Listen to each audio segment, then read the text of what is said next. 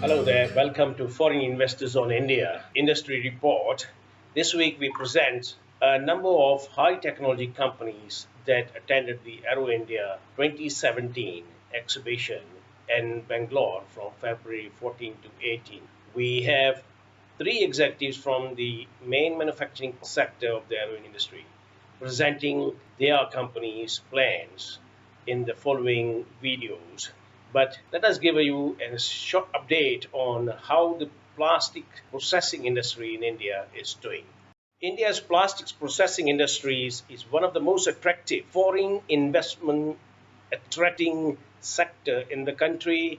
It has CAGR of 10.5% up to 2020. Projections are that annual production from the industry will reach 22 million tons by 2020. A FICCI report released this week showed that the plastics industry's annual output was 8 plus million tons in the financial year 2015. It grew by 10 plus percent from 2010 to 2015 and grew by 11% in value over the same period. India's plastics demand is low at 11 kg per capita, but the report suggested that increasing use of plastics products in industrial sectors will boost demand in the country. Amaravati is a new state capital city being built in Andhra Pradesh.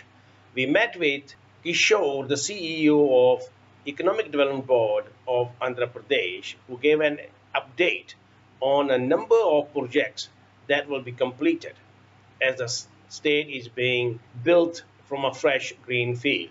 These are hospitals, universities, malls, industrial parks, and state government offices.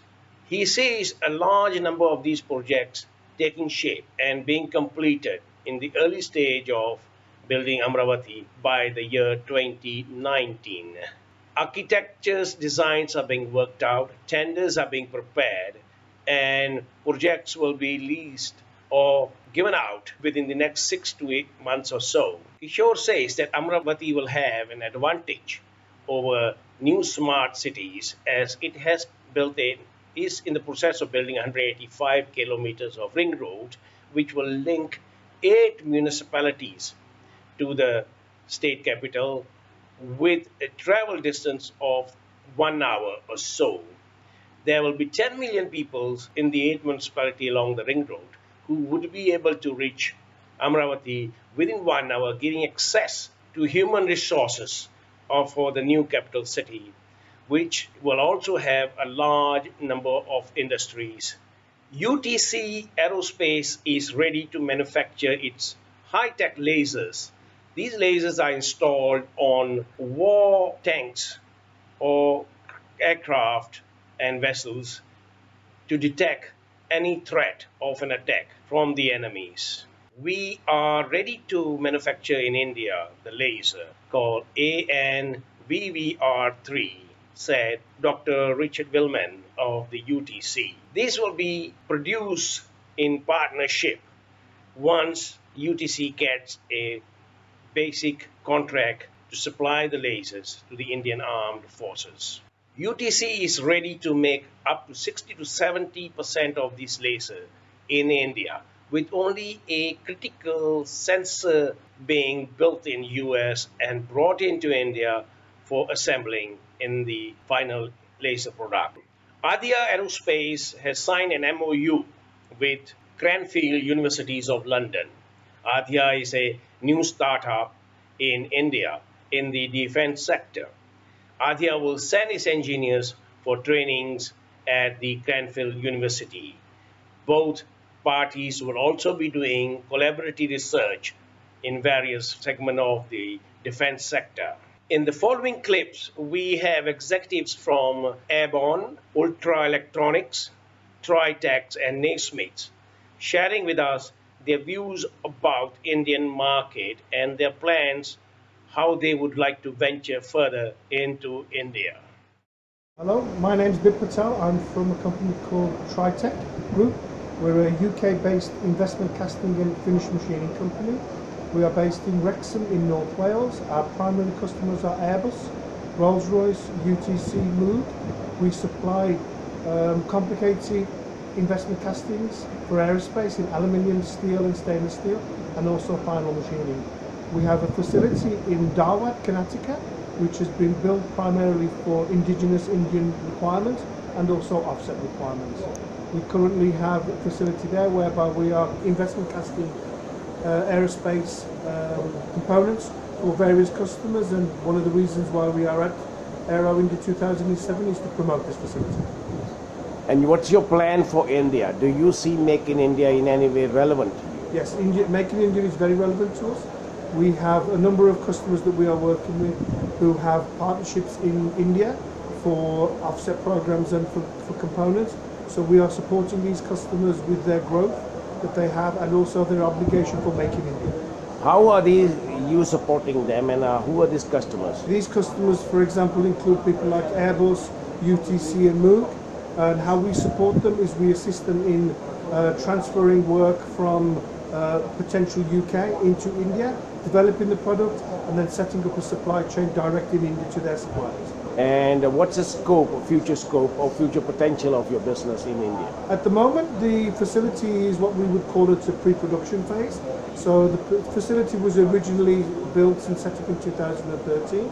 So we have now qualified the facility. It is AS 9100 accredited, and now we are looking to move this forward and start to develop more packages of work in there. And when do you see the first export to India or deal in India? We currently manufacture components in India that we then ship out of India into the UK. We anticipate within the next 12 months that we should be able to use this facility to support Indian customers. Right. So, any dollar investment plans? We have investment plans. We have new furnaces being invested. We also have X-ray equipment being invested within this year, and we also have some more heat treatment facilities as well. So how much value is, unfortunately, I do not know this, but there will be some considerable investment in it as well. Hi, my name is Ray Chalice. I'm to talk to you about Ultra Electronics. We are here in India, as we have been since the 1960s, to show you some of the products that we have and some of our plans for India. Firstly, the products that we have at the moment are on all of the Indian programs, the Tejas, the helicopters, the HJC-36, Kiran, but also on aircraft that are imported or manufactured under license, like the Hawk and the Jaguar. Many of the products, and I'll show you some here, are cockpit control products. Of course, we need high reliability, and we need to have safety critical functions. This is the controller for the Eurofighter Typhoon. Ultra manufactures all of the products that are used on the Typhoon cockpit. Landing gear selector, throttles, all manner of safety related. So on the cockpit products that we have, we've not just supplied products, but we supplied training, the technical manuals, the spare parts, and the test equipment. So these parts can be checked, diagnosed and repaired in country. The next step is to manufacture in country. So we're very keen to look for partners that would be interested in these kind of products, these kind of skills, to manufacture in India. Other products that I'll show you now, and one of the reasons that we're here is to say how can we do more in India. This product here is called the HiPAC, the high pressure pure air generator. It generates very, very high pressure gas that's used to eject weapons and to cool the infrared seeker for weapons on aircraft. Other countries have this system on their Hawk aircraft. India does not yet have this solution on their aircraft. So we're bringing here some capability, it's ultra technology that could be used for other applications within India. Behind us is the $1 billion business that is Ultra, which is a UK company. And why is that important? The UK company doesn't have ITAR controls that we'd see in the USA. Are you now in partnership to represent or sell these products in India? We have a distributor called Saywell International that we use to distribute our products in India. We are looking for more partners in India from a manufacturing perspective. As I say, we've been here for many, many years, but we believe there's more that we can do in this fantastically growing and developing area. How soon do you think you will have a manufacturing facilities in India? I think we need to have that in the next 2 to 3 years to support the growth that we see. Yeah. We're seeing now aircraft that have been license built now being exported from India, and India has become the centre of gravity of those programs. Ultra typically doesn't have many locations outside of USA, Canada and UK.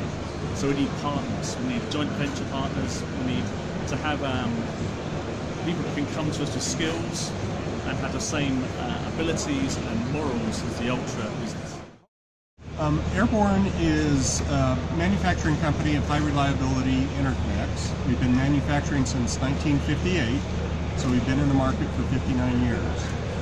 We've been importing into India for the last 25 years plus, so the India market is not a new market for us, but it is a market that we've chosen to start focusing on. We see the changes in the government and the move to indigitization, the increase in defense spending as positive areas for Airborne. The types of products that we make are interconnect for military and defense programs, as well as space, healthcare, and industrial. Over the last several years, we've been working at our products, and one of the areas that we've found with the military is to the need for high-speed interconnects with a military heritage. So Airborne has spent the last 5 to 6 years developing new products to focus on the military market and high data rates for LVDS signals. With that, we've brought on 4 new product families to fulfill that market. So the core products that Airborne has manufactured for many years are our Micro D series or M series. We've been making that since 1985. One of our newer ones is our Nano series, again a mil-spec product that we manufactured since 2000. Our R series product family we've been making since the early 1980s.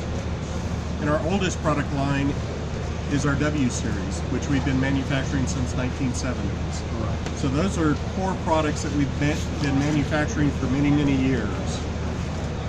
Some of the newer products that we've done focusing on high data rates are, one of our newest is our Versailles product family, which is an open pin field design, designed to run data rates up to 25 gigabits per channel. And it's very flexible, so one connector can run multiple types of protocols. How do you want to start Indianization or indigenization in India of these products?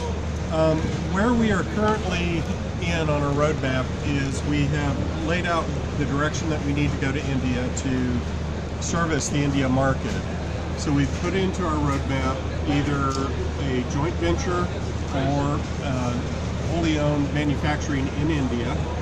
It would start primarily with our Micro D product line. It is a product line that is used in industries around the world. And we feel that by bringing that product line in, we can start with the connectors and advance into cable assemblies, a higher level assembly for our customers. And by doing that in India, it allows us to service the customer here. There's no need to go into export compliance because the product will all be manufactured here. With being based in India, it will allow us to service our customers better because if they need to come to the facility, it's either going to be in the same city or very close by, so it makes it very easy for our customers to come in and out as they need to. The Smith Group is very committed to India. We like people, we like the technology, we like the capabilities of the team that we have, and we are continuing to expand and grow that as time goes by. Current expansion is the design services business that we created this month, in which the first engineers are joining in a few days' time. And meanwhile, we're continuing with our service and supply chain organisation, which provides product from 9 partner companies, which goes to the UK and into the global markets. The millionth component that's manufactured by that network of supply companies was produced in December of 2016 and has been delivered to our customer in the United States, that particular The growth rate of the business has been doubling each year for the last 3 years, and again this year we're expecting the same doubling of the business opportunity. In India? Here in India. Here in India. And I think that shows both our commitment to India, but also the commitment of our Indian colleagues, our Indian partners, to the development of the business as a whole. You're manufacturing with partners now. Yes. When are you starting your own manufacturing? We're not going to compete with our partners. So our partners make machined components. Yeah. We will not start a machining business, but what we do see as an opportunity is surface finishing, plating, so anodizing and similar processes on the components that we make with our partner companies. So we complement rather than restrict. We end this report with announcement from Aero's Now, a unit of Aero's International, which has formed an association for a multi-purpose wallet. Its partners are SpeedPay and BSNL. This will allow Aeros to put its content, including films, on various programs under the e-wallet. We thank you and look forward to giving you another report soon.